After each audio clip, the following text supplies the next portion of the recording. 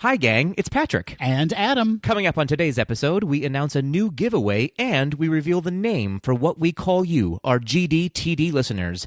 We cover the latest Disney news and we list our Fab Five animated Disney henchmen. As always, we close out the show with some quick D. All that and more on today's episode of Gays Do the D. To all who come to this happy place, welcome.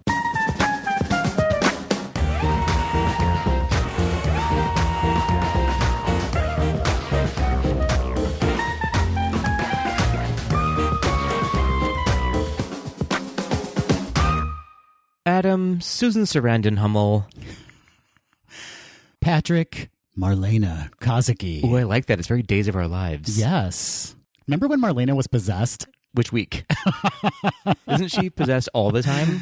They always rolled out in the summer. Yeah. Their really big storyline because everybody was home or the kids were home from college. It's true. It's true. There was a summer when she was possessed. Did you remember the Cruise of Deception? I don't remember that. Oh. Wasn't she buried alive at one point? I was just about to bring that up. You were? It was Hope that was buried alive. Oh, okay. And Vivian Alamain buried her alive. Ooh, wow, you may have watched this a lot more than you needed to. There was this delightful scene where Vivian was rolling around on Hope's grave. Wow. And like laughing while she was throwing Hope's grave dirt on her. Oh my goodness. Man.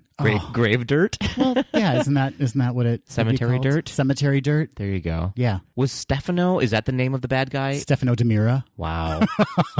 I don't know why I know this, but you know far too much. No, I used to watch it when I was home from school in the summers. I would watch it almost every day. This was pre-Friends.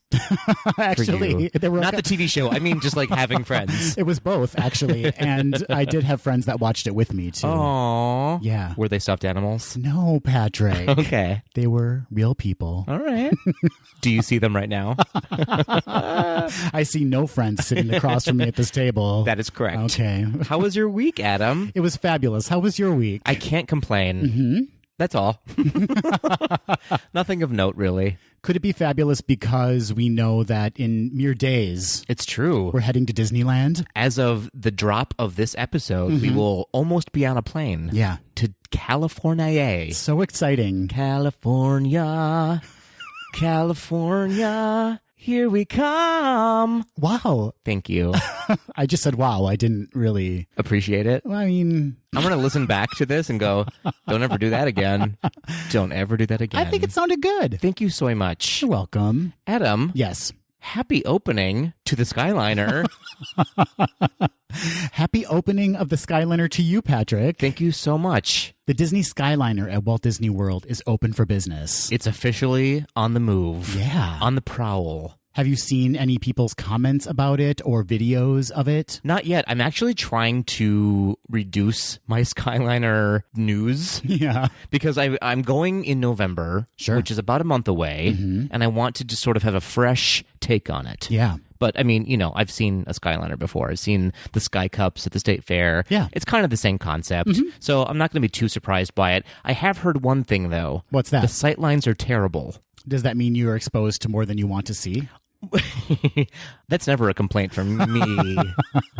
Never a complaint from me. But I hear that it's a lot of parking lot views. Oh, sure. And construction views. And you're not really seeing a lot of beautiful landscape. Right. You're just sort of seeing not even backlot fun things to see. Just like you're seeing cars and trucks. Well, that makes sense. I mean, they can't hide everything, right? It's true. I can't either in this banana hammock. Can I encourage you to not pack those for Disneyland? It's my Skyliner. Everyone take a ride. No? No. Okay. No. I mean, I appreciate the effort, but... Thank you. Thank you. The banana hammocks are just... beautiful. Well, Patrick, with every sunrise, there must be a sunset. Sunrise, sunset. You're very musical today. I love it. Thank you. We have to say farewell to the Main Street Electrical Parade at Disneyland. We do have to say farewell yet again. Yet again. To this parade. They did not say forever this time. It's true. So it sounds like it might be coming back, but the Main Street Electrical Parade is taking its last stroll down Main Street on Monday, September 30th. That was a very poetic way of saying it. Thank you so much. The lights are off. The lights are off. Shut it down. We also have to say goodbye to IllumiNations Reflections of Earth. Can we take a moment? Oh, yeah. Man alive. Thank you, IllumiNations. Yeah, thank you for all the memories. I cried so many times at you. Yes. Sometimes because I was drunk. Nope, always because I was drunk. Yeah. Aww. Oh, bye, IllumiNations. That is also ending on Monday, September 30th. But the good news is the very next day, October 1st, is when Epcot Forever debuts. And Patrick, we can actually watch the debut of Epcot Forever on hashtag Disney Parks Live. And that will be premiering at 8:50 p.m. Eastern Time on October 1st. And this time around, they're only claiming they'll have like 7 to 18 minutes of skips in that live stream. Sure. It'll be very fluid at this point. Do you intend to watch it? I do not intend to watch it. Either do I. I want to see it in person the first time I see it. Exactly my thoughts. And so when you're going in November, you'll be able to see it. That's true. I'm going to be there for the Wine and Dine Run Disney Half Marathon. And I will be there in December, and so I'll catch it then. I'm excited. I did watch the behind the scenes of the making of the soundtrack for it. And there is so much great old Epcot music that they're featuring in the show. I can't wait to hear it. Speaking of soundtracks, I have to tell you real quick, Yeah. I've been listening to a new Disney podcast. Oh, yeah? Made by Disney. It's called Fourscore, and it's all about composers of Disney movies and soundtracks and theme parks and all of Disney music, I guess. They're interviewing all of the composers, and it's super interesting. I love that. That's a great idea for a podcast. For sure. Their first interview was with Alan Silvestri, who is very famous for composing a lot of the Marvel themes. Specifically, he composed Avengers Endgame. Yes. He also did, I didn't know this, he did Forrest Gump. Yes. And Back to the Future. Yes. He is really, really interesting to listen to. Yeah, I bet. I am somebody who loves learning about inspiration and how people get inspired by the work that they do. And this is the podcast for you if you're the same person. I am the same person. We are the same people. Yeah. So check it out. It's called Fourscore, F-O-R, Score. Clever name. Yes. And it's a Disney-produced podcast. I encourage you to stop listening to our podcast because we offer nothing of value. No, just kidding. Listen to them alongside ours. Okay, it's a companion piece. It's a companion piece. The universe is in balance where they offer quality and content. Yes. We offer trash and Banana hammocks. banana hammocks. Sorry, everybody. You're welcome. Speaking of Disney products, Patrick, Yas Queen. let's talk about Frozen 2 and that trailer that came out. Let's do that. Give me all of your thoughts. I am more excited than ever because of this new trailer. I think this is going to be more epic than Frozen was. Oh, yeah. I think this is going to be much more of a think piece. Uh-huh. I think it's going to be storytelling by Disney at its best. Patrick. Yeah. I'm turned on, frankly, by this trailer. I was really aroused by it. Wow. Yeah. Was it because Kristoff was wearing a bathrobe and an ascot in the trailer? Wait, was he? Yeah. I didn't track that. Yeah. Weird. Patrick was not at his 100% sexual game when I watched it, apparently. You never are. Rude. Rude, also true. What did you think of it? I loved it. I mean, this expanded so much on the first trailer, which I also loved. Yeah. But this gave us more of a sense of the adventure that's going to be behind this movie. And the humor, quite frankly, too. We got some more Olaf running around like a crazy snowman. Right. But it seemed to heavily convey where we're headed with the story, and in particular, King Agnar and Queen Iduna's backstory. Yes. Like how they met. And Queen Iduna, there's more to her there than meets the eye, I think. Very interesting. I think we're going to get a lot of more Norse storytelling as well. Yeah. With the rune stones that we're seeing happening and the rock giants. Yep. I'm very excited about that. But perhaps the most important thing we need to focus on, Bruni the salamander from the trailer. People are losing their minds over this character. Yeah. I'm calling him not Pascal. I'm calling him Icical. Oh. Because he's the frozen Pascal. Fair enough. Super cute. Very cute. We're going to see a lot of Bruni merchandise, I think. I have to say, I'm not super excited about that character because he looks so much like a ripoff of Pascal. I get that. But I imagine Disney will do a really good job with this character. But I love Pascal so much. I understand. Thank you. It's emotional. Well, we had some listeners reach out to us with their thoughts on the trailer, Patrick. We sure did. First off, we have Matt writing in. He is on Instagram, matt.t.b.r. The animation looks beautiful, and I know the music will be amazing, those leaked singing dolls, but I found this trailer pretty boring. I'm worried Frozen was such a phenomenon that any follow-up will only fall short. Very excited to hear Sterling K. Brown, though. I love his voice. Interesting take. That's a valid point, though. He's right. I mean, the first film was huge, right? And the story was very successful, so it's right to be a little bit nervous about where this is going to go. Yeah, the bar is set very high for this movie. He's also right about Sterling K. Brown. Mm-hmm. I like to look at Sterling K. Brown. I bet you do. Mm-hmm. Simon wrote into us. You can find Simon on Instagram at SimeyBear. And Simon says, Oh, look what you did there. It just clicked. Simon says, keep going. I'm so excited. It looks so good, and I can tell I'm going to be heartbroken at least 10 times during this. Oh, a lot of feels in this movie. Simey Bear has all the feels. Mm-hmm. Last but not least, we have Brianna writing in. She's on Instagram, Brianna's_Disney_life. This looks amazing. Animation looks gorgeous, and it seems like it will be a more intense adventure in this one. I love the way Anna and Elsa seem so intent on protecting each other, and Sven and Olaf seem adorable as normal. Also, Kristoff in a bathrobe made me giggle. It just struck me as funny. Same. Yeah. Same. Well said, Brianna. You're correct. Well, we don't have that much longer to wait to see it. Frozen 2 opens domestically on November 22nd, 2019. There's another premiere happening pretty soon, Adam. What's that? Gays Do the D premiere in Anaheim, California in a mere few days. People are waiting. It's true. With anticipation. They are sleeping outside of the parks. Yes. Waiting for us to arrive. Mm-hmm, I'm sure. I'm so excited for this trip. This will be my first time in Disneyland since I was 7 years old. Yes. And my very first time in Disney's California Adventure. I'm very excited for you. I can't wait. Of course, while we're there, we hope to meet as many listeners as possible. We have all the buttons in the world to give you. So here's the thing, folks. We have no really set schedule right now while we're in the parks. We will be, of course, posting on Instagram. But if you want to find us, the best way to reach out to us is to DM us at our Instagram. Adam, tell the kids where they can find us. They can find us on Instagram at GDTD Podcast. Just send us a DM. We will respond. Yes. Unless you're Devin at My Endless Waltz, in which Adam will fully ignore you. I'm sorry, Devin. We owe you 1,000 buttons for what we did to you in Disney World. No, of course, DM us. We will find you. We will take a picture with you, hug you, eat your food out of your hands. Whatever needs to happen, let us know, and we want to meet you. We'll be there October 2nd through the 5th. Mm-hmm. And on the 5th, we'll be celebrating Gay Days in Disneyland. Gay Days! Very exciting. We'll be the ones in the red shirts. The only two in the red shirts in the whole entire park. But because we'll be in Disneyland next weekend, that means that we won't be here to record an episode. So we've actually pre-recorded next week's episode.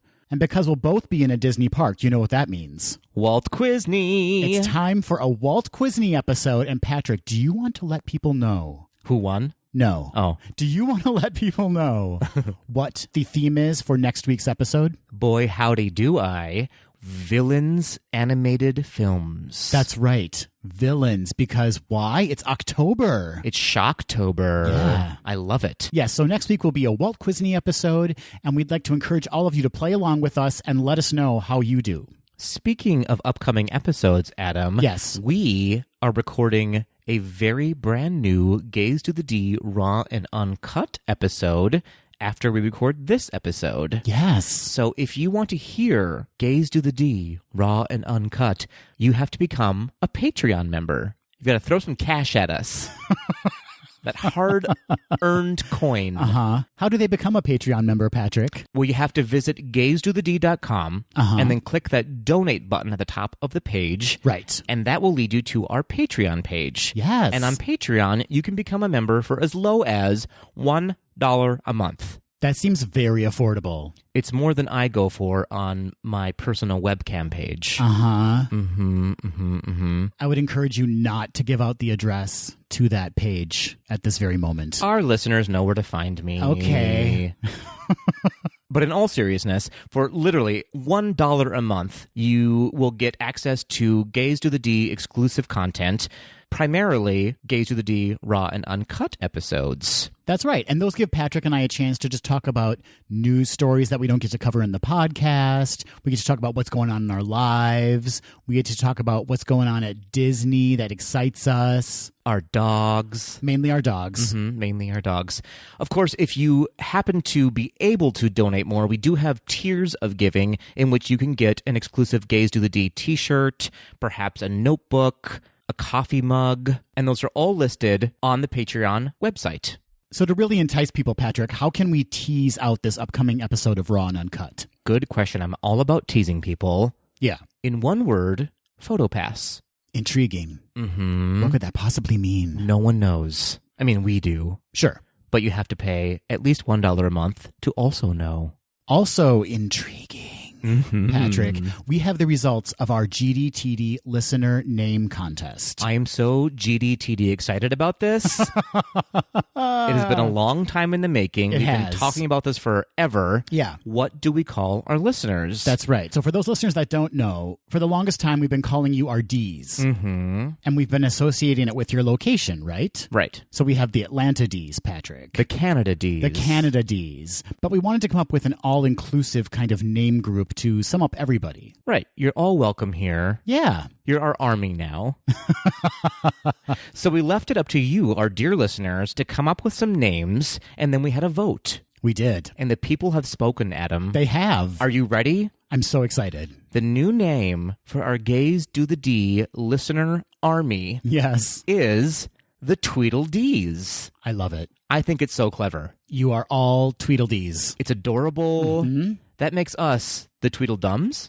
Yes. Okay. That seems entirely appropriate. Fair enough. Yeah. You guys are our Tweedledees, and we are your Tweedledums. That's right. I love this. So we owe a huge thanks to Denzel. That's right. Who you can find on Instagram at @from_Washington. Thanks, Denzel. You can hear Denzel's voice a couple episodes back. He was one of our very first listeners to leave us a voice memo. So thank you so much, Denzel, for coming up with Tweedledees. We will be reaching out to you to get you your prize. And anyone who doesn't like this name, again, he is from _Washington.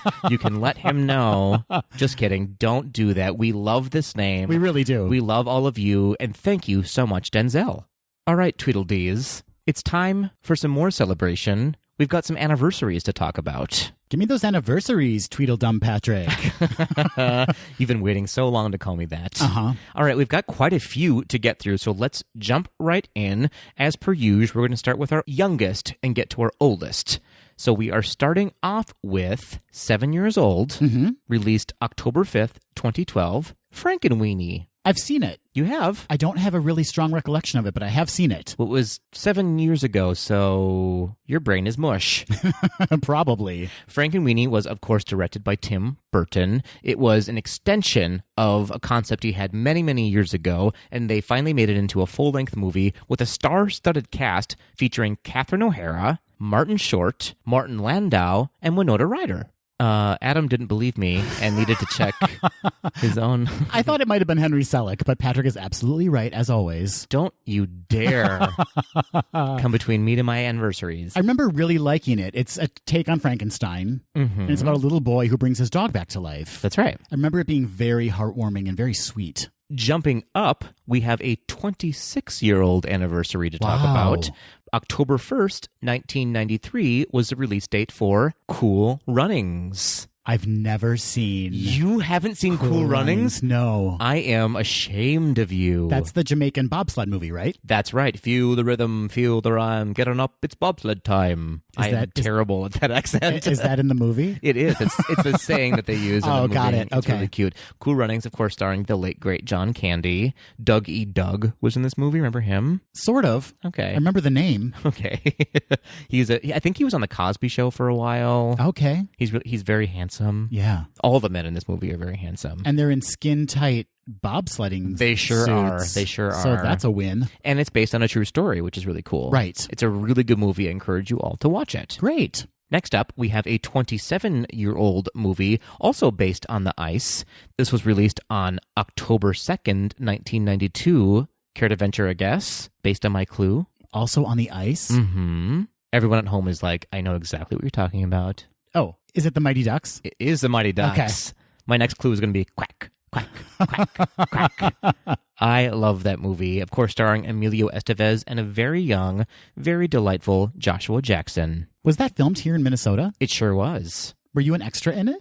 I wasn't, but everyone else in the world was Yes. who lives here. I feel like everyone here who's of our age Yes. has a story about being an extra in the Mighty Ducks. Absolutely. Of course, it featured a very famous location here in Minneapolis. Actually, it was in St. Paul, Mickey's Diner. Oh, yeah. I love that place. Yes. So delicious. Moving on, jumping way back in time, we have a 70-year-old anniversary. October 5th, 1949 was the release of The Adventures of Ichabod and Mr. Toad. So these are two animated shorts stuck together that were The Wind in the Willows, basically, and Sleepy Hollow, which featured the Headless Horseman. I still get creeped out by the Sleepy Hollow portion. Yeah. I find it a little chilling. It is very creepy. Yeah. Fun fact, I did not know this. Maybe I did a long time ago, but when I was researching this, Bing Crosby is the narrator of The Legend of Sleepy Hollow. Boo. Yeah, exactly. I mean, he does all the voices. He's everything. Mm-hmm. It was amazing. I just rewatched it, and I was like, Bing Crosby. How did I not know that? He filmed the whole thing with a glass of scotch in his hands. Bo. This is really creepy.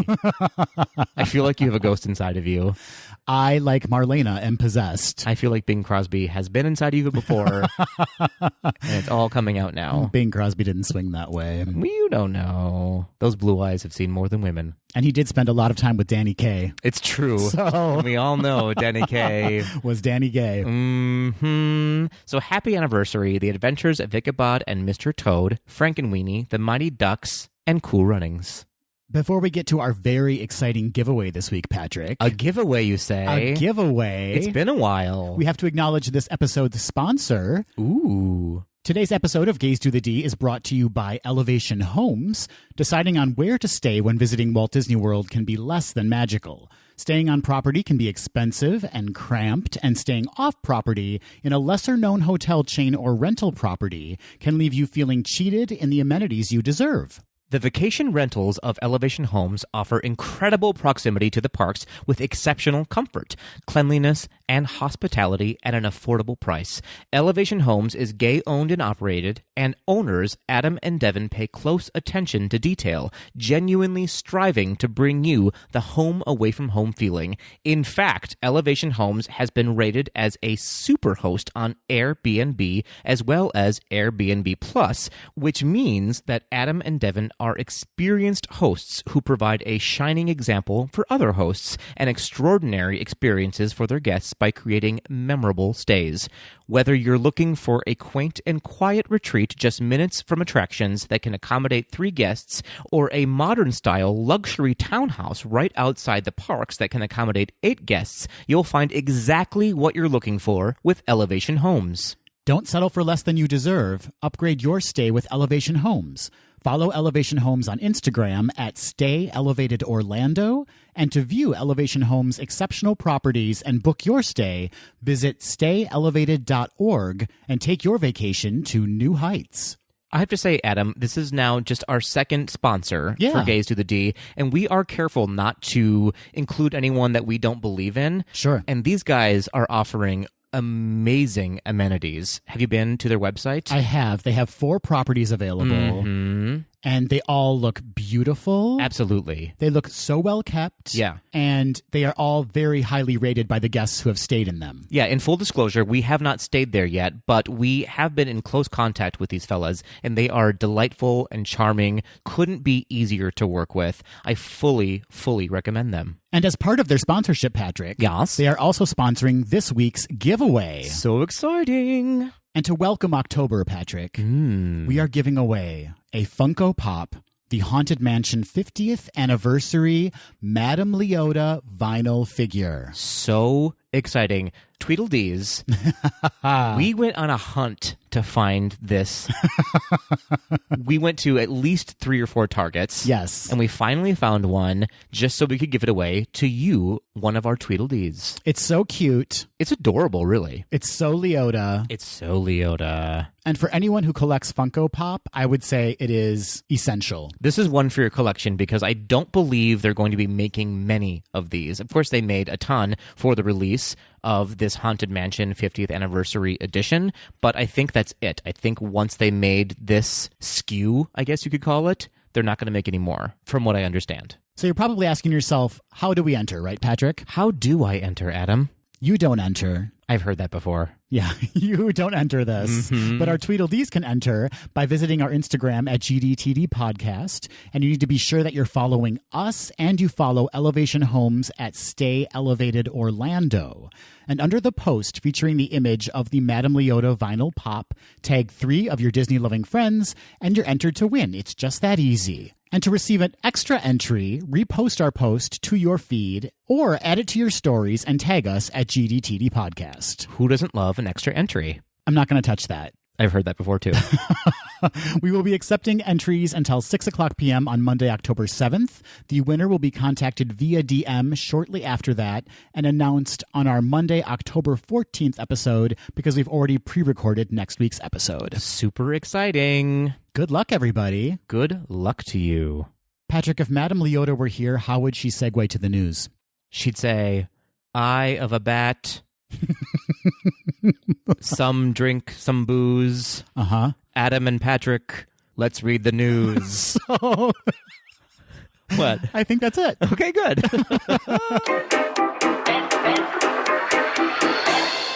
Executive designer and vice president of creative and all-around badass for Disney, Joe Rohde, will be among the newest recipients of the Lowell Thomas Award from the Explorers Club. What's that? So glad you asked. The Explorers Club is an international, multidisciplinary professional society dedicated to the advancement of field research and the idea that it is vital to preserve the instinct to explore. Since its inception in 1904, the club has served as a meeting point and unifying force for explorers and scientists worldwide. Yeah, he fits into that group. 100%. Absolutely. Joe is being recognized for his merits in wildlife conservation and cultivating creative innovation through storytelling via his numerous projects with Disney. Joe has had an extensive career at Disney, and his vision and Imagineering has been imprinted across the parks. He started as an Imagineer in 1980 as a model designer and scenic painter for the Mexico Pavilion in Epcot. He later worked as a designer for the refurbishment of Fantasyland. Most notably, he was the lead designer for Animal Kingdom and the principal creative for Expedition Everest. He was a lead designer for Aulani in Hawaii and a lead designer and creative for Pandora. He also led the team that transformed Tower of Terror at California Adventure into Guardians of the Galaxy, and now he is working on Disney's newest cruise line port of call, Lighthouse Point in the Bahamas. An amazing resume. Do you follow him on Instagram? I do. He is such a teacher. Yeah. And he is such a proponent of world exploration. Absolutely. He really makes you want to get out there and explore the world. He makes me feel like I'm doing nothing with my life. Yes, he also makes me want to get some piercings. Yeah, he's got quite the ear piercings, doesn't he? Oh, yeah. It's amazing. That dude is living his best life every day. He's touched everything. Oh, boy. Everything. Oh, dear. In the Disney parks. It's true. And beyond. So it should be noted that Joe will be honored alongside 4 other awardees, including Ellen R. Stoffen of the Smithsonian's National Air and Space Museum. Love her. Are you besties? Yeah. Polar and subpolar geologist Bruce F. Molnaya. Used to date him. I had a feeling. I recognize that name. Uh-huh. Marine scientist David L. Mearns and Robert L. Fisher, a research geologist emeritus. I used to work at a summer camp with both of those guys. You did? Yeah. Good for you. Uh-huh. I bet they learned from you more than you learned from them. I feel like that was the case. The 2019 Lowell Thomas Awards weekend will be hosted by the Explorers Club Washington Group in Washington, D.C. on October 11th. To learn more about the Explorers Club, visit explorers.org. I see you were not nominated once again. And I have explored so many men. I don't know. Walt Disney Company Chairman and Chief Executive Bob Iger's new book, The Ride of a Lifetime, Lessons Learned from 15 Years as CEO of the Walt Disney Company, was profiled in a September 24th, 2019 Los Angeles Times article, and the paper noted a few takeaways, including the tightrope Iger had to walk in replacing his former boss, Michael Eisner, Disney's elimination of script outlines that George Lucas's Lucasfilm had for 3 Star Wars movies after the company bought Lucasfilm in 2012, of which Iger writes, I could have talked through this with him and possibly avoided angering him by not surprising him. Now, in the first meeting with him about the future of Star Wars, George felt betrayed. And while this whole process would never have been easy for him, we'd gotten off to an unnecessarily rocky start. Oh, dear. I got to get this book, Patrick. Yeah. It sounds very juicy. It's very spilled the tea. The article also noted Disney's purchase of Pixar for $7.4 billion from Steve Jobs, and Disney almost buying Twitter, about which Iger writes that Disney had, quote, virtually closed a deal, but he decided at the last minute to back out, worrying that the political and social issues the platform faced would become Disney's problems and be, quote, corrosive to the Disney brand. I totally forgot about that. Patrick, I think I'm going to need to pick up this book before our trip and read it on the plane. Read it to me. And all of the other passengers, they'll be fascinated, I'm sure. 100%. The Ride of a Lifetime, Lessons Learned from 15 Years as CEO of the Walt Disney Company is available now. Now, Adam, you were written up as the Ride of a Lifetime on many a bathroom walls at Walt Disney World. Thank you so much. Thank you, said the world. Adam, I've got some good news for all of our vegetarian Tweedledees out there. You know, I've flirted with the idea of becoming a vegetarian. You have? Yeah, but I like meat. Fair enough. Let us get into the story. Okay. See what I did there? Nope. You diverted it away from me. Yeah, but I used the word lettuce. Oh, got it now. Too smart for you. Got it. Yep. Starting this October, Disney World will be rolling out hundreds of new plant-based meal options at quick service and table service locations.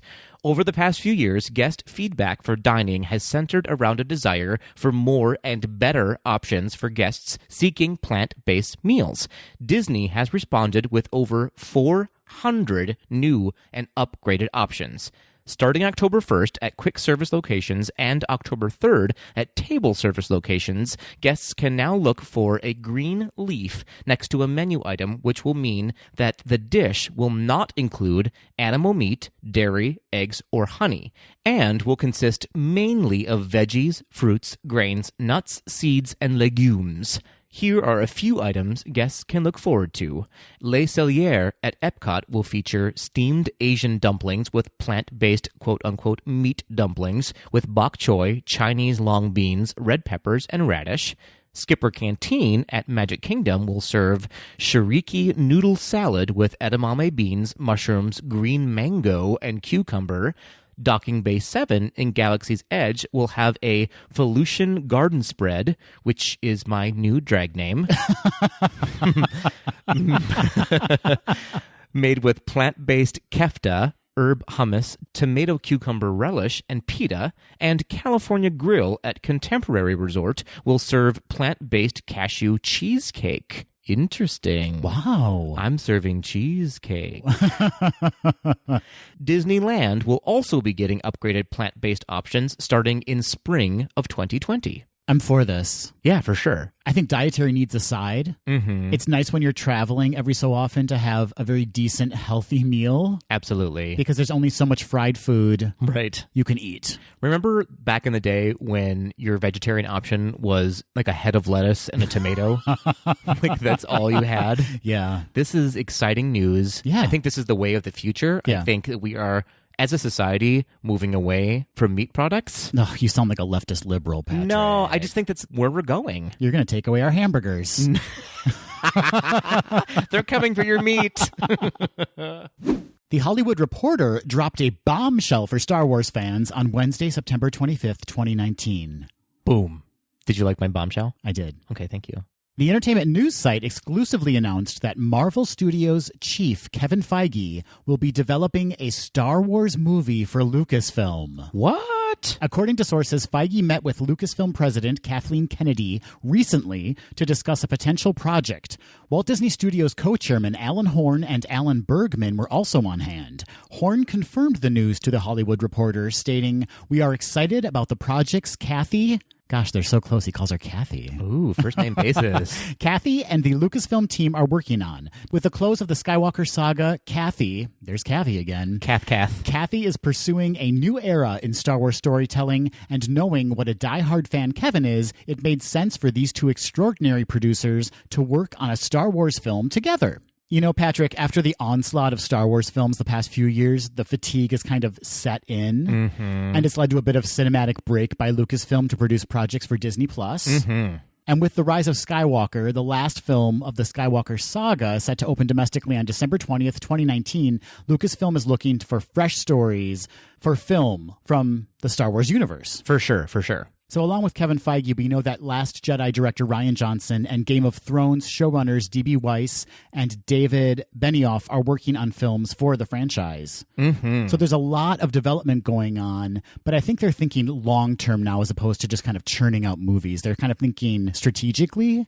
Right. They're probably blueprinting what they're doing next. But I think it's so exciting that Kevin Feige is going to be making a Star Wars movie. Yes. His work with Marvel has been such a joy. Those movies are hilarious and heartfelt and meaningful and action-packed. I think he's like perfect for a Star Wars movie. Yeah, he's a storyteller at heart, which is what this enterprise needs, right? Absolutely. Needs is the operative word there. They need fresh blood, and they need stories that explore the galaxy, not just one family in the galaxy. Yeah, I'm excited to see this universe expand. There's just the potential to be introduced to so many new characters, right? Oh, yeah, for sure. Like characters named what? Like, give me Star Wars names. Go. Gobo Dam Dam. I love it. Gobo Dam Dam. We need a Gobo Dam Dam movie. What about Chikla Rufti? I was just going to say that. Chikla Rufti. So weird that you said that. Yeah. We're on the same page.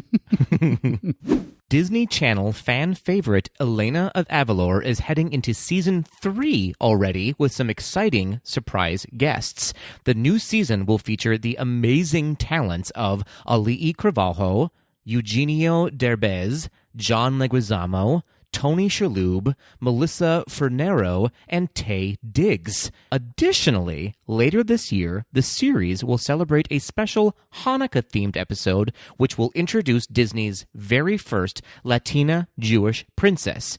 Jamie Lynn Sigler will play the new princess. Mezzo-soprano? I love it. Of course, that's what you grasped onto for this story. I love it. I'm very excited about this, actually. Huge all-star cast. And I have to say, this show is responsible for so many multicultural experiences happening at Disney. It's a shame that it's only on the Disney Channel right now. Yeah. Of course, this princess is featured in the parks, very limited, but we do have some exposure to her. She needs a movie. I bet she'll get one, definitely on Disney Plus, right? You would think so, but she needs a cinematic release, don't you think? We all need a cinematic release, Patrick. I just had a cinematic release, and it was amazing. I'm aware, and it's pungent. Wow. Back to Elena of Avalor. Yeah. The beautiful, beautiful Disney's first Latina princess. I love seeing her in her red dress because you don't see a lot of like vibrant red in the parks. It's true. It's true. So the newest season of Elena of Avalor will premiere on October 7th, 2019. When do you think Disney's going to get its first gay princess? I think it's happening soon. I have to say. Yeah, I think we're on the precipice of that happening. And when I say gay princess, I mean gay male princess? Mm-hmm. A Prince Yas. A Prince Yas! That's going to be his name. Prince Yas of Gymnasium.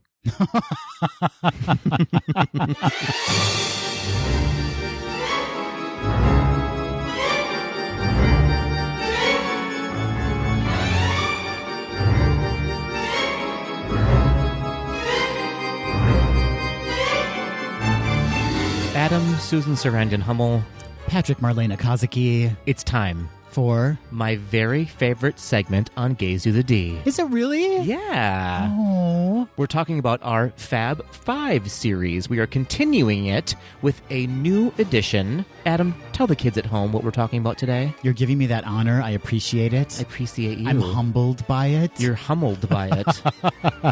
Our Fab Five for this week is Fab Five henchmen. Ooh. Hench people? Hench things? Let's be more inclusive. Hench stuff. Hench stuff.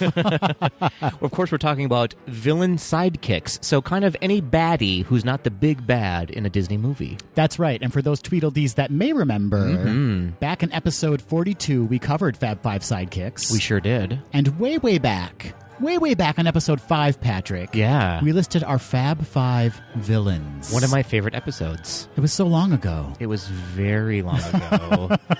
I was a girl of 36. Uh-huh. So much has happened since then. Hasn't it, though? I've aged 1 year. You've aged 4. Physically. Yeah, I'm just talking about skin-wise. Okay, yeah. Mentally, I'm at a solid 86 years old. So, Patrick, in preparation for this Fab Five list, I looked up the definition for henchman. Interesting. I'm going to throw it at you right now. Throw it in my face. It is a faithful follower or political supporter, especially one prepared to engage in crime or dishonest practices by way of service. Oh, well, that's me. I was thinking more like Rudy Giuliani, but yeah. Oh, wow. Yeah. Ooh, the news is rough lately. It is. Well, this is a very apropos episode then, isn't So it? timely. We have our finger on the pulse. We sure do. I have my finger in many places. And the pulse is but one of those places. So for those listeners that haven't heard one of our Fab Five lists before, it's basically just a countdown list. We count down from 5 to 1, and this time it's henchmen. That's right. And of course, we are calling it our Fab Five in homage to Disney's Fab Five: Mickey, Minnie, Pluto, Donald, and Goofy. So before we start, Patrick, Yes. we should just talk about what henchman means in Disney terms, because it's kind of wide-ranging, right? Like, there are very funny henchmen. Sure. And there are more kind of menacing henchmen. Yeah. And there are some henchmen that actually don't seem like henchmen at all. This is a true statement. I think in my list, I have listed characters who are at least on the side of the bad character, Sure. the big bad, I'm calling them. Yeah. They're not necessarily a hero. Yeah. They're not necessarily a bad guy. They just happen to be on that side of the field. Makes sense to me. Okay. So which one of us is going to start? I think that you should kick me as a henchman would do. Yeah. First with your number 5 henchman. All right. My number 5 choice is actually not one henchman. Uh-oh. Not 2 henchmen. Oh, dear. But 3 henchmen. 3 henchmen in 1. That's right. Okay. And I am talking about Lock, Shock, and Barrel Oh. from The Nightmare Before Christmas, which came out in 1993. Good choice. Thank you so much. You're very welcome. They were voiced respectively by Paul Rubens, Catherine O'Hara, and Danny Elfman. And they are Oogie Boogie's henchmen. But also, Yeah. they kind of serve Jack in the film to an extent, right? Like, Jack tasks them with kidnapping Santa Claus. That's right. So they serve Oogie Boogie kind of to appease Oogie Boogie because he's a bad guy. Mm-hmm. But they also serve Jack because they don't want to get on his bad side either. Yeah, they're kind of double agents in the film. They sure are. And despite being henchmen, they are redeemed at the end of the film, too, because they are the one who actually go get the mayor and tell the mayor what's happening and help kind of save the day. Yeah, they're kind of all over the place in this movie. And Tim Burton wanted it that way. He didn't want them to be too evil because he wanted them to be childlike, which they're children. Yeah. And so he kind of wanted to keep it more of a gray area when it came to Lock, Shock, and Barrel. They're impressionable youths. And I just love them. They're creepy. They're very cute, though. They are very cute. They're cute and creepy. Yeah, and their little costumes. Their little masks. Mm-hmm. And I think, Oogie's right to use them because if you want someone to creepily do some work for you, it should be children. That's fair. I like that. So they're my number 5 choice, Lock, Shock, and Barrel from The Nightmare Before Christmas. Starting out strong. Thank you so much. You're very welcome. Patrick, why don't you give me your number 5 choice? I'm going with just one character. Okay. For number 5. I am talking today about Lucifer, the cat from Cinderella. Such a great choice. Such an adorable henchman. Yeah. And hilarious. Yeah. As well. Of course, Cinderella was released in 1950. Lucifer does have a voice attached to him because he does meow a few times in the film. Meow, baby. Oh. He is voiced by June Foray, who is an amazing, extensive voice actress. She was basically in all the things. She was a mermaid in Peter Pan, a squirrel in Snow White, Cindy Lou Who in How the Grinch Stole Christmas, Granny in the Looney Tunes cartoons, and she was Grandmother Fa in Mulan. Such a talent. Yeah, she's amazing. Basically, if you've ever turned on your television, you've heard her voice at some point. Mm-hmm. Lucifer was animated by Ward Kimball, who I believe is one of the 9 old men. That's right. Also animated all of the things. He had a part in Pinocchio, Fantasia, The Reluctant Dragon, Dumbo, Bambi. The list goes on and on and on. Here's why I love Lucifer. Lucifer doesn't give an F. Much like a real cat, Lucifer does not give an F. I literally wrote that down. This is one of the best examples of a cat ever animated. Yes. He is very one-track focused, and that is on making everyone in the house mad. Yeah. Basically. Yeah. And eating food. Do you know what my favorite Lucifer scene is? When he's dipping his that's mine too. his little cat paw in the milk, just like his nail, and like letting it drop on his tongue. Just one drop at a time. I love it. And I love when he frames the dog. Yes. Bruno, I believe his name is. Bruno, yeah. And he pretends to be hurt. Yeah. My cat does that all the time. Yeah. When she wants attention, she's like, oh, I'm in pain. Yeah. And then you give her food and she's like, oh, I'm spry again. Lucifer is hilarious. There is nothing redeeming about Lucifer in the movie. That's true. Other than he's adorable. Right. He also has a super cute laugh. He kind of goes, doesn't he, at some point? I recall that, yeah. And he terrorizes the mice, and they call him Lucifer. Yes. Which is hilarious as well. Yeah, and is just the worst to Cinderella. Oh, yeah. Fully hates Cinderella. Yeah. Wants her to go away. Yeah. He's even mean to the stepsisters, which is pretty funny. Yeah, he's not really on anyone's side except for Lady Tremaine. Except for Lady Tremaine. Yeah. His only loyal allegiance, basically. Yeah. Which makes him a really good henchman. That's true. That's a great point. That's a great choice, Patrick. Thank you so much. So that's my number 5, Lucifer the cat. Moving on to my number 4 choice. Mm-hmm. This might be very unorthodox, but I'm going to throw it out there anyway. There's no rules here. Okay. My number 4 choice for Fab Five henchmen is Meg from 1997's Hercules. Interesting. Explain yourself. I will.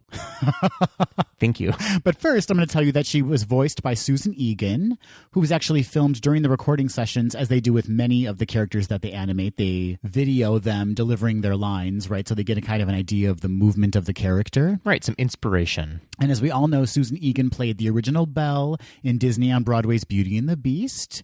She also was the voice of Lynn in the English dub of Spirited Away. I did not know that. And she voices several characters in Steven Universe. And we had the distinction of seeing her live in concert at the Broadway Princess Party. We did, and she's fabulous. And if they come to your town, you should absolutely get tickets to the Broadway Princess Party.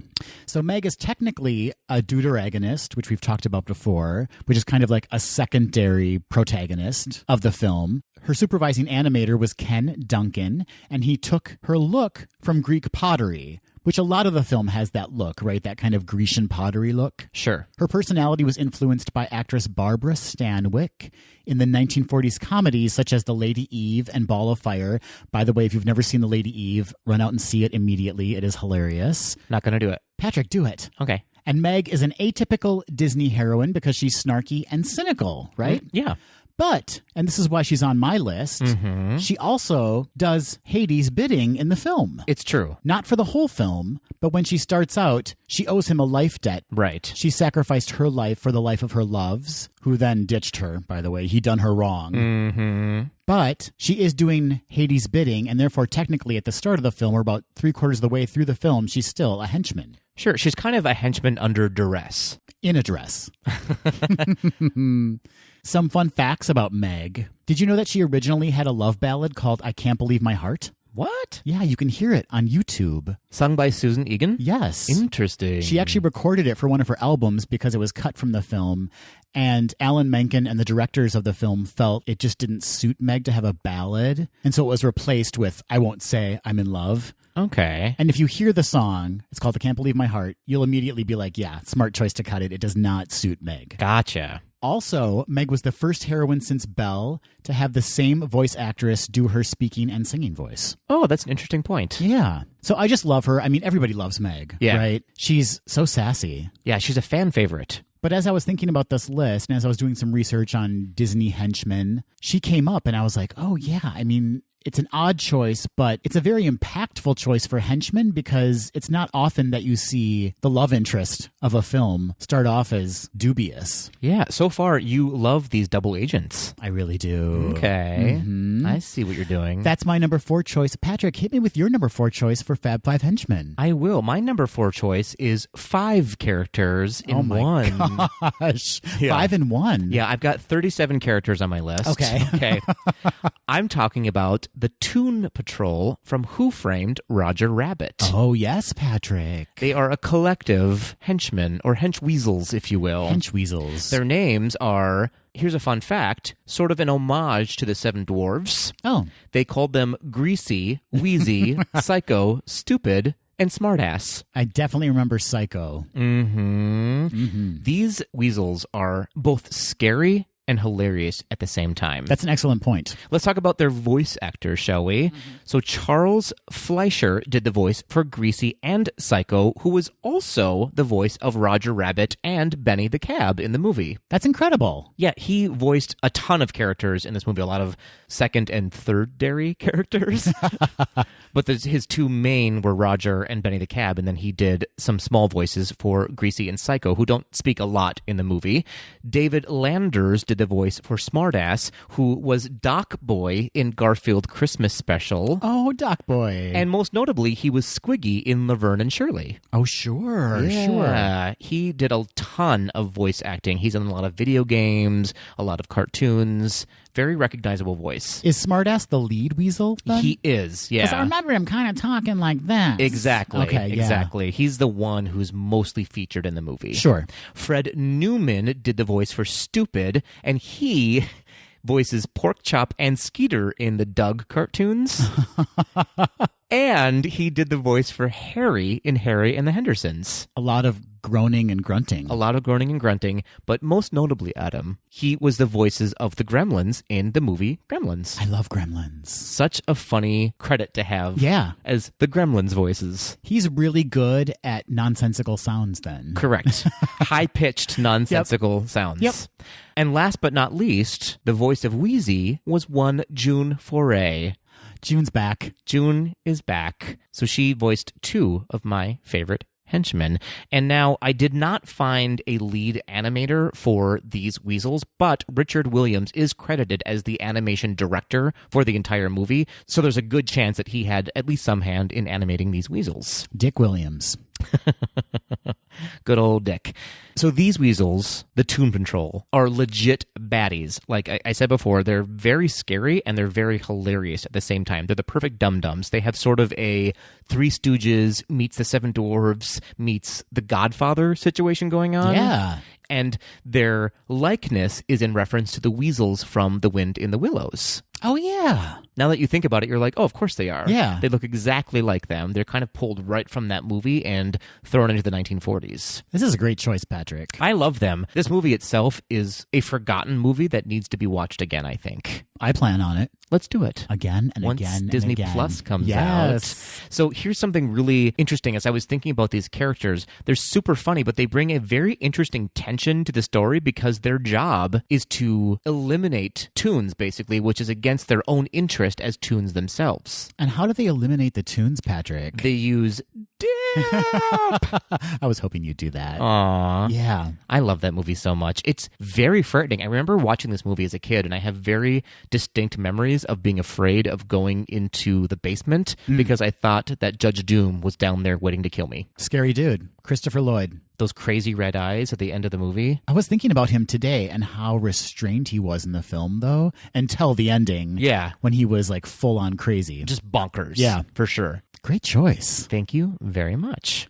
Moving on to number 3, Adam. We're already at number 3. My number 3 choice for Fab Five henchmen is Iago from 1992's Aladdin. A classic choice. Classic, voiced by Gilbert Gottfried, who you know from everything you've ever seen in your life. Affleck. He was in Problem Child. Oh my goodness, yeah, he was.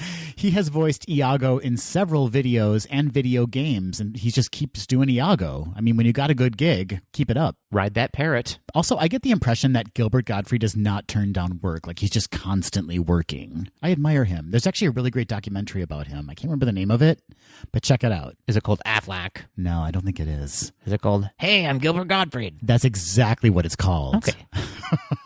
The supervising animator for Iago was Will Finn, and Will tried to incorporate aspects of Gilbert Gottfried's appearance in Iago, including the semi-closed eyes and the always appearing teeth, like Gilbert Gottfried's known for his teeth, right? And you do see Iago, a bird, does not have teeth, but you do see him have teeth periodically throughout the film. It's true, and a lot of times he moves his wings and like touches his forehead, like Gilbert Gottfried did a lot in his comedic routines. Absolutely. Iago was named after Iago in Shakespeare's play Othello. Good pronunciation. Thank you. And Iago, of course, is sarcastic, obnoxious, and a fantastic mimic because he nails Princess Jasmine's voice and he nails Jafar's voice. It's true. The reason I love him as a henchman is because he's a fantastic foil for Jafar. Jafar is so cool and collected, and Iago is crazy, right? Like, he just loses his mind. He's screaming frequently. And originally, it was supposed to be the opposite.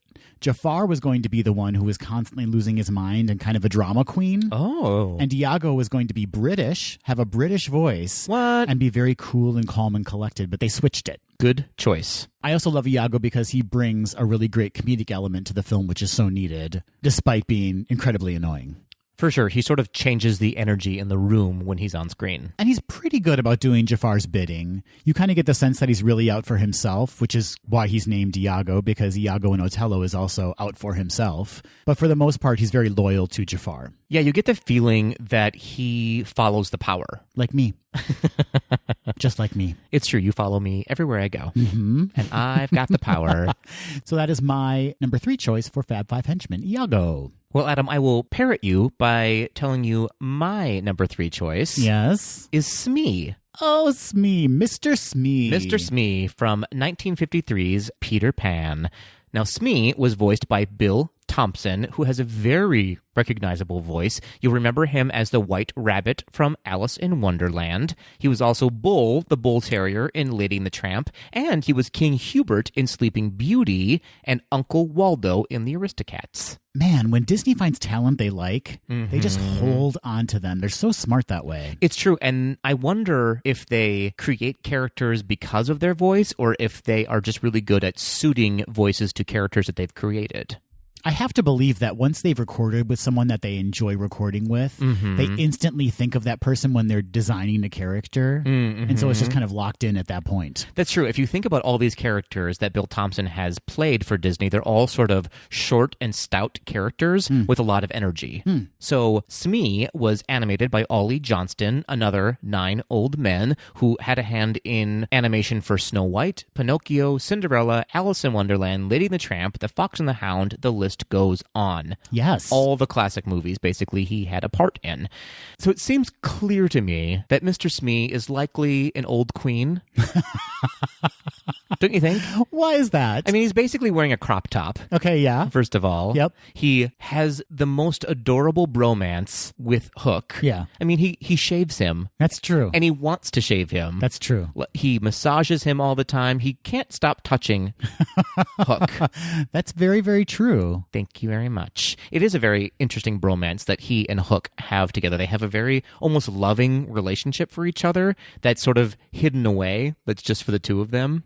Is it hidden away? Because Hook is constantly screaming for Smee when things are going bad. That's true. Hook would not survive were it not for Smee. And Smee would not really have a purpose were it not for Hook. Very codependent. Oh, for sure. Yeah. They definitely have a codependent relationship. Smee is basically, I was thinking about this today, he's the Winnie the Pooh of the story. He is, totally. Do you know what I mean? Yeah. Like, he's not very smart, but he's very loyal.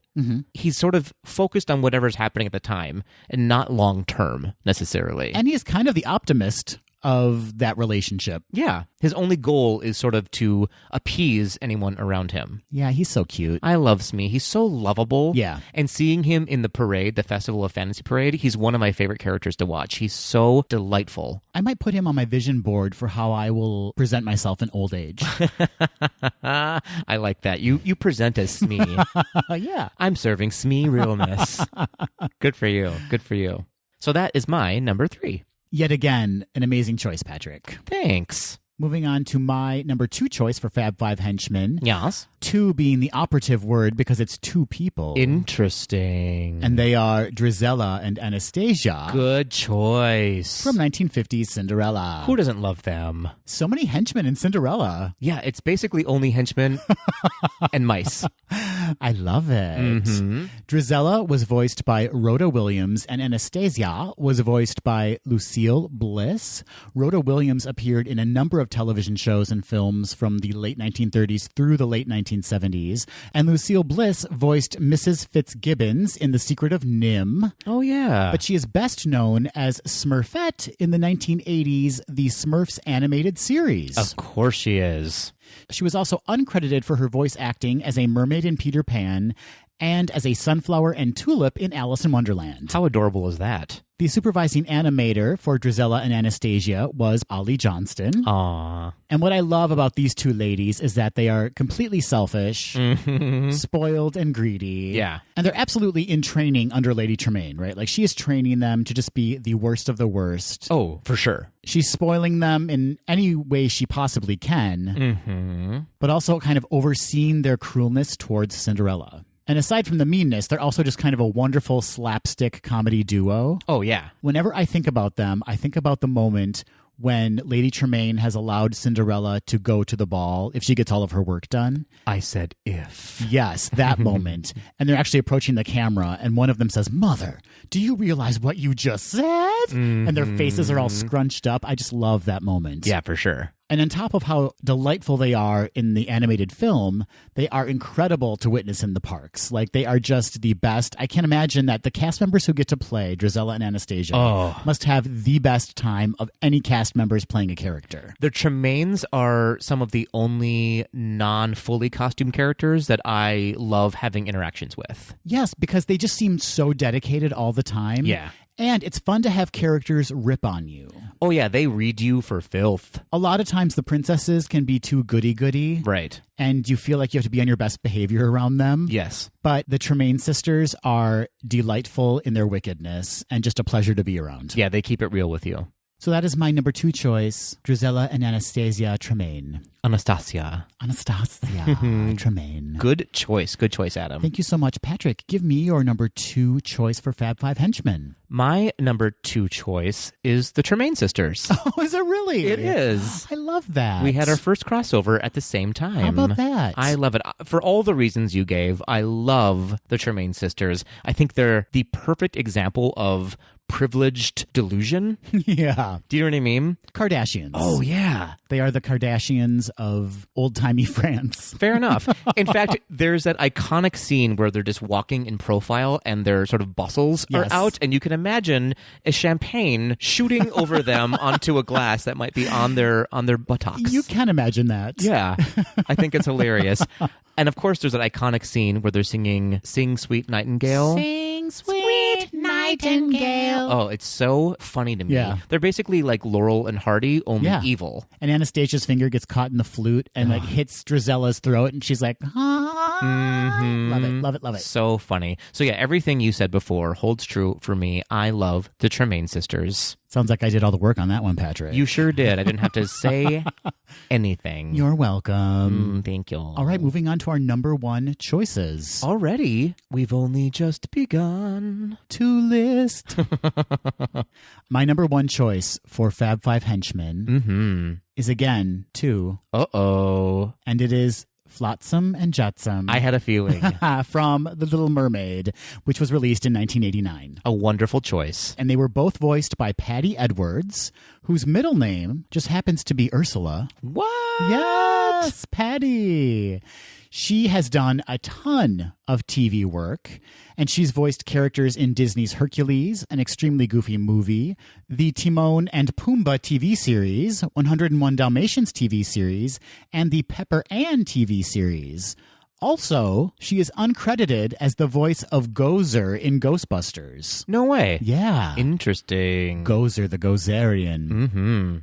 So what I love about Flotsam and Jetsam is that they are two parts of a whole, right? Yeah, They're basically one character. It's true. They finish each other's sentences. The only thing that's really different about the two is where their yellow eye falls. Oh, sure. So one's on the left and one's on the right. So when they're right next to each other, it's almost like they're sharing one set of eyes. That's right. And they're quite possibly, in my opinion anyway, the most successful of all of the henchmen in Disney canon because they actually successfully carry out the work that Ursula has demanded of them. Yeah, they're definitely the most useful. In fact, they're so useful, they are Ursula's eye on the outside world. They are the ones who are providing the visions that she sees in her crystal ball, because it's literally their eyes broadcasting it back to the crystal ball. Exactly. And I also love them because Ursula truly loves them. She realizes that they're useful to her, but they're also her pets, right? They're her little poopsies. My poopsies. I just love them, and I love her relationship with them. Yeah. I wasn't able to uncover who was the animator or the supervising animator for Flotsam and Jetsam. Yeah, when you get into these later movies, kind of everyone animated everybody and had a hand in the entire movie, so it's hard to pinpoint who did what character. Some fun facts about Flotsam and Jetsam. Flotsam and Jetsam actually means useless or discarded objects, but in regards to the sea, it means material or refuse floating on water. And I love that idea of like refuse. They are refuse, for sure. It's right. Useful refuse. I like that. They're refuseful. Oh, Patrick. Look what you did. Oh, I did it. And Flotsam and Jetsam are the second Disney villain henchmen to be voiced by the same person, Patty Edwards. The first are Brutus and Nero, who were both voiced by Candy Candido from The Rescuers. And very similar characters as well. Only Brutus and Nero do not speak in the movie, The Rescuers. Are they alligators? They are. Okay. I still need to see that. It's such a good movie. I'm going to see it. Okay. On Disney Plus. Do you know who Flotsam and Jetsam also remind me of? Who's that? The Siamese cats from Lady and the Tramp. Yeah, they're very sneaky and suspicious and smooth. Does that make sense? Yeah, they're very in sync with each other, which makes them very creepy. Yeah, they are very creepy. That's the word, creepy. I just love them, and I love the extra layer that they kind of bring to Ursula's plans. Like, they're a great addition to that movie because, as I mentioned earlier, they are useful, and they do kind of flesh out her ultimate goal. Yeah, they're almost darker than Ursula is herself because you can tell they'll do whatever she tells them to do. Yeah. Even if that means fully murdering somebody. Yeah. They'll do it, which is very unsettling. They're also one of the few henchmen to actually die in a movie. Oh, yeah. And you actually see their death happen. For sure. Good point. Yeah. So that is my number one choice for Fab Five henchmen, Flotsam and Jetsam. Excellent choice. Thank you so much, Patrick. This is the big moment. What is your number one choice for Fab Five henchmen? Now, I went on the very opposite end of the spectrum from you for my number one choice. I went with Kronk from The Emperor's New Groove. I had a feeling this was going to be your choice. Oh, I love this movie and I love this character so much. I think this might actually be the correct choice for number one. Because he's so fine. Because he's so fine, but also because he's so beloved. He is very beloved. So beloved, in fact, that I think he is the only henchman in Disney canon to get his own movie. He later went on to do Kronk's New Groove, and he was heavily featured in the TV series The Emperor's New School. Yes. Kronk is voiced by Patrick Warburton, who is widely known as Joe Swanson on Family Guy. He's also currently playing Lemony Snicket in a series of unfortunate events on Netflix. He was the Tick in the TV show The Tick. He was in Rules of Engagement. He had a voice in Planes. He voiced Buzz Lightyear in the TV series Buzz Lightyear of Star Command. And of course, many of us know him as the pre-ride show guide on the attraction Soarin' in Walt Disney World and Disneyland. Nice work, pal. He is delightful. Such a talented actor and voice actor. Playing dumb is not easy to pull it off well and funny, and he is perfect at it. Kronk was animated by Tony Bancroft, who had a hand in The Rescuers Down Under, Beauty and the Beast, Aladdin, The Lion King, and The Hunchback of Notre Dame. Now, Kronk, I think, is an interesting henchman because he's not necessarily bad. Right. In fact, he may not be bad at all. He just happens to work for the villain of the movie. In fact, when he's faced with a moral dilemma in the movie, his angel and devil appear on his shoulders and they sort of duke it out, which is hysterical. And he often goes with what the angel does, but is foiled by his devil. So he's sort of a misunderstood character in the movie. Can you remind me, do they ever explain how he and Yzma met? Not really, not so much in the first movie, at least. We do find out that Yzma goes through henchmen sort of every 10 years or so. Okay. And she always hires somebody who's in his 20s and is very strong and can lead her through life, basically. Got it. She's looking for a young companion, and he is just the newest in that installment. What I'm hearing is they met on Tinder. Basically. Thank you. Basically.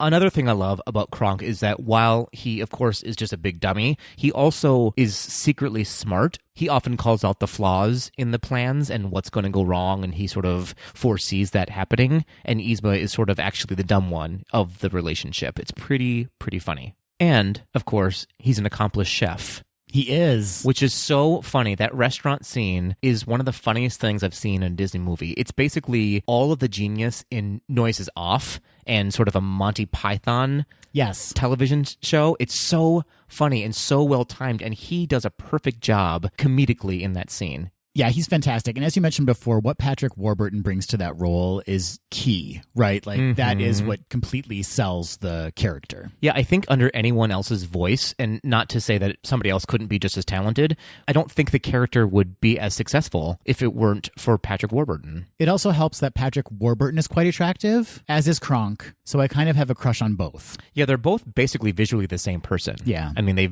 very much took all of the best attributes of Patrick Warburton and put them in animating Kronk, and I am here for it. There's something about a hot dummy who can cook. Who can cook. I'm into it. If you can carry me up a mountain, yeah, I'm interested. So Kronk is my number one henchman. Like I said, I think that might actually be the right choice.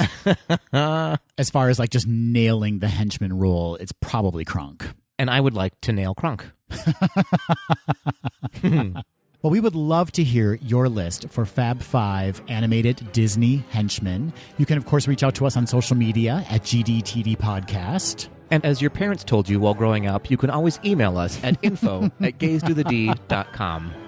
Or you can send us a voice memo via email, too, and give us your best impressions of your henchmen. I love that idea. Send us those henchman impressions. Voice memo us at info@gaysdothed.com. Which of my Fab Five henchmen do you want me to do an impression of right now, Patrick? Adam, I didn't listen to anybody on your list. But I would like you to do an impression of Meg. Hey, golden boy, here's my impression of Meg. Terrifying. Terrifying. I thought that was spot on. Spot on the terrifying list. Okay, now can I choose one of yours for you to do an impression of? Of course you can. Give me your best Kronk. Are you ready? Yeah. Hey, Adam. Hey. How's it going? Love you. Is that good? How's that? Feels right. I felt good about it. Feels exactly like how he sounds. Yeah. That's also my impression of Darth Vader.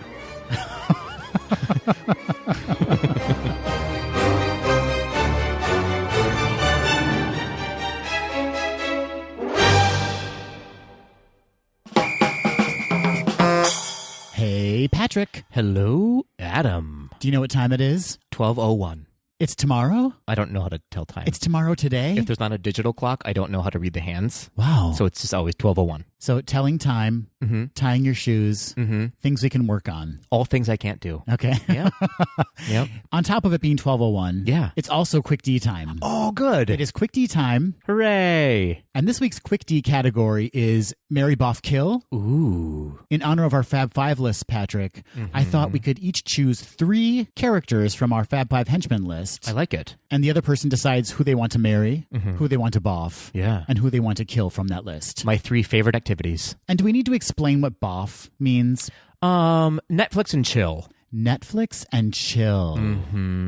We should soon call it Disney Plus and chill. Disney Plus and chill. Right? Yeah, I guess. I'm going to show you my Disney Plus. Not till November, though. You gotta wait for that plus. Are there a lot of shows on Disney Plus that are going to lead to a little something something? Yeah, Honey, I Shrunk the Kids. Okay. Parent Trap. Zootopia. you know what gets me going. Yeah. The Parent Trap. No. Dennis Quaid is in the Parent Trap, isn't he? The new one, yeah. Okay, well, that's what I'm listing it. I thought you had a thing for Haley Mills. I certainly do not have a thing for Haley Mills. Okay, I did in Miss Bliss. Miss Bliss Forever. Mm-hmm. All right, Patrick, I'm going to let you go first. I want you to select 3 characters from your Fab Five henchmen list, and I will decide who I'm going to marry, who I'm going to Disney Plus and chill, and who I'm going to kill. Okay. I'm not going to make this easy for you, Adam. Okay. I'm taking Kronk out of the running. Oh. Yeah, you're getting Lucifer, Okay. all 5 of the Tomb Patrol, Okay. and Smee.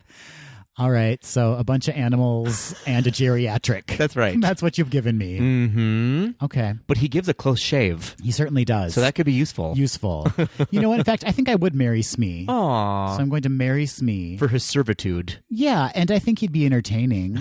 Very helpful. That's true. And he's cute. You'll never get eaten by a crocodile. Thankfully, I will never get eaten by a crocodile, and I won't need to be eaten by him because I'm just marrying him. Wow. I'm not Disney Plusing and chilling him. Got it. Okay. Got it. So I'm going to marry Smee. Okay. I'm going to Disney Plus and chill the Toon Patrol from Who Framed Roger Rabbit. Greedy. There's 5 of them, right? There are 5 of them. Think of the possibilities. Every inch of you will be Toon Patrolled. And there's options there, right? That's true. They do have very different personalities and Yeah. things to bring to the bedroom table. Right. What's Psycho going to do? Who can say? Who can say? I'm going to have sex with weasels, Patrick. I've just committed to it right here, right now in this podcast. I'm having sex with weasels. Wow. I mean, I have had sex with weasels in the past. Oh, dear. Yeah. Oh, dear. Yeah, in humanoid form. Okay, got it. But these are actual weasels. Mm-hmm, I'm going for it. You are. And that means I'm going to kill Lucifer. Oh, no. Yeah, You're going to skin that cat. I am going to skin that cat. You're not letting that cat in your bag. You're letting him out of the bag. Any other phrases you want to turn? That cat lost all 9 lives. That's right. With you. I was waiting for it. I thought that one might be making an appearance. Yeah, Lucifer's got to go. I don't think Lucifer's going to bring anything to the table for me. That is true. Entertainment, yes, but I don't think I could marry Lucifer and be happy. And I think sleeping with Lucifer would hurt. That's true. Those claws, though. Those claws, though. Yeah. Of course, the weasel's teeth, but that could be somewhat pleasurable at a certain point. Wow. Learning a lot about you today. All right, those are my choices. Solid choices. Thank you so much. You're very, very Thank welcome. you so much. I did what I could with the options I had, I didn't give you great options. which is basically life. Yeah, that's fair. That's fair. All right, Patrick. Yeah. Here come your choices. Okay. I'm giving you my top 3. Ooh. So that's Flotsam and Jetsam, Uh-huh. Drizella and Anastasia, Okay. and Iago. Who are you going to marry? Who are you going to Disney Plus and chill? And who are you going to kill? I'm going to start with murder. As you do. As one would a murder of crows, I'm going to murder an Iago. That is the absolute 100% correct choice. Can't do it. Can't do it with you. Oh, there's no way. There's no way. Can you imagine Disney Plus and chilling with that voice? A little to the left. We're not doing it. It also sounds like you're Roseanne from a couple episodes ago. Taryn. Can't do it. Can't do it. Yeah, that's the correct choice, Patrick. Yeah. Nope. Throw that bird in a bag and drown it.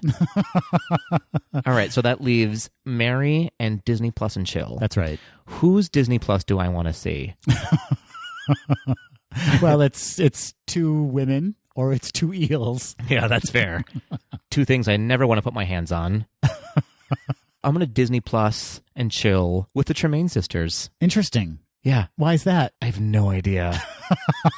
It's that flute play, I think. Yeah, I think you're seduced by Anastasia's flute playing. I really am. I think that she knows where to put her finger and get it stuck. Oh. I'm talking about her and her flute. Okay. You know what I mean, though. And you know that Drizella's got to open real wide to get those notes out of her Oh, mouth. boy. Oh, Yeah. boy. Not that you need it, but she does have the option of opening real wide. Right, and they have the money. Let's be clear. I'm in it for the cash, and I need a sugar mama. You keep referencing that the Tremaines have money, but they have no money. They have no money. They have a big old house that's falling into disrepair. Yeah, but they have a lot to sell.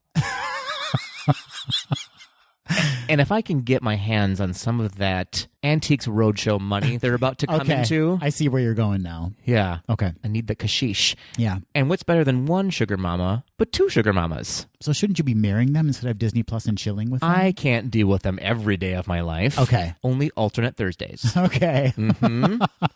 So that means, strangely, I'm going to marry Flotsam and Jetsam because they're going to die soon. So it circles back to murder. Wait, you're not going to kill them. I won't kill them. I mean, Ursula does kill them. And I'm assuming in this situation, in this scenario, their lives will play out as they were going to anyways. Sure. So I know ahead of time that they're about to come into their own death. Hypothetically, Patrick. Okay, all of this is reality for me, but okay, let's go for a hypothetical, I guess. Don't you think that maybe Flotsam and Jetsam would be a better choice to Disney Plus and chill? I'm not trying to sway you, but I'm just saying you're in the water, they're slippery. Wouldn't that feel kind of good? No. Okay. A slippery? No, I don't want that. I want something I can hold on to, and I feel like they would just slip out of my grasp. That's true. And maybe slip into something I don't want them to. Might feel good. I know what I like. Okay, and that is... Money. Okay.